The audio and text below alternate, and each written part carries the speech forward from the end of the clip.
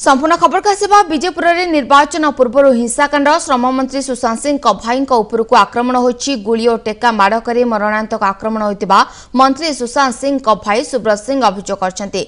गतकाली विलंबित रात्रि सुब्रत कार भटली विजयपुर अभिमुखे जाउथबा बेले बरगड़र सोहेला ब्लॉक बनाबेरा ठारे 4टी गाड़ी आसी प्राय 10 रु ऊर्ध्व दुर्बृत्त गुली माड़ और टेका वर्षण करथिले।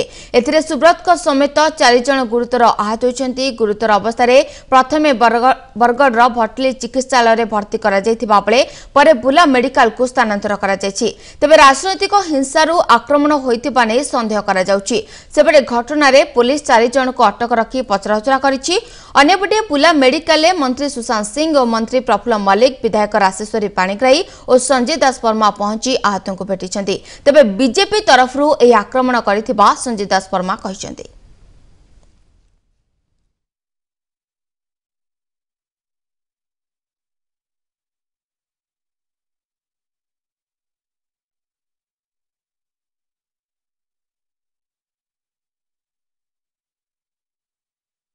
गला कली केंद्र मंत्री जो आशा प्रकट करथिले जे सुशांत सिंह को निर्वाचन मंडल बाहर को निया जाऊ एवं आज जो आक्रमण संगठित होइछि ताकू जदि आपण माने लिंक करिवे एक कथा आज प्रमाणित हो जाइछि।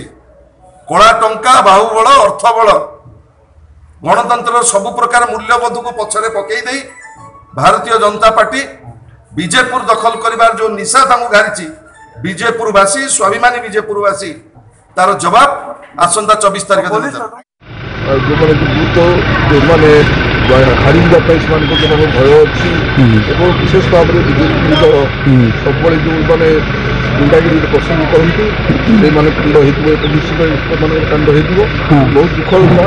गोटे गणतंत्र जो भाव में कार्यक्रम हवा कथा इलेक्शन हवा कथा अबाध निर्वाचन हवा कथा निर्वाचन हवा कथा आम मुख्यमंत्री चपल कहले अन्य जगह सब जगह बंबाल कर विजयपुर निर्वाचन पूर्व हिंसाकांड देखा मिली। श्रम मंत्री सुशांत सिंह भाई उपरकू आक्रमण करा जायछि।